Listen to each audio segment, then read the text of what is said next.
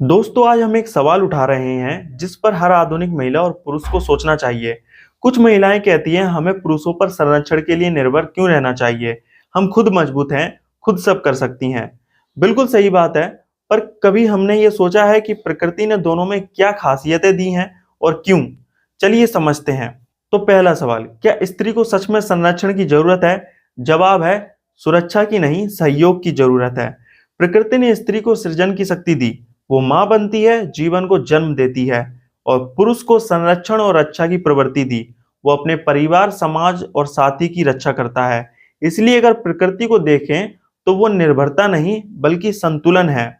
दूसरा सवाल, क्या जानवरों की दुनिया में भी ऐसा है? हाँ बिल्कुल, आओ कुछ उदाहरण देखते हैं। पहला, लायन किंगडम। शेरनी शिकार करती है लेकिन शेर उसकी और बच्चों की रक्षा करता है, वो जंगल में ताकत का प्रतीक है। यहाँ भी स्त्री और पुरुष दोनों की भूमिकाएं अलग लेकिन समान हैं। Penguin kingdom. मादा अंडा देती है, फिर नर कई हफ्तों तक ठंड में उसे अपने शरीर से गर्म रखता है। वो तब तक नहीं खाता जब तक अंडा सुरक्षित ना हो जाए। क्या ये निर्भरता है? नहीं, ये सहयोग का उदाहरण है। हिरन और मृगी। मृगी बच्चे को जन्म देती है और नर हिरन झुंड की रक्षा करता है। वह सीमाएं तय करता है ताकि शिकारी पास ना आए। यानी हर जीव जंतु में प्रकृति ने एक व्यवस्था बनाई है। स्त्री सृजन करती है, पुरुष सुरक्षा देता है। तीसरा सवाल, तो क्या महिलाएं कमजोर हैं? नहीं, बल्कि वो मजबूती का दूसरा रूप है, पर उसकी प्राथमिकता अलग है। वो संवेदना, देखभाल और सृजन में शक्तिशाली है, जबकि पुरुष संघर्ष, रक्षा और परिश्रम में।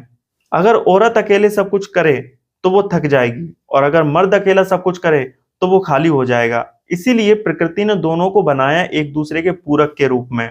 तो निष्कर्ष क्या कहता है दोस्तों? सवाल निर्भरता का नहीं, परस्पर सहयोग का है। मर्द अगर स्त्री को संरक्षण देता है तो स्त्री भी मर्द को जीवन, प्रेम और स्थिरता देती है।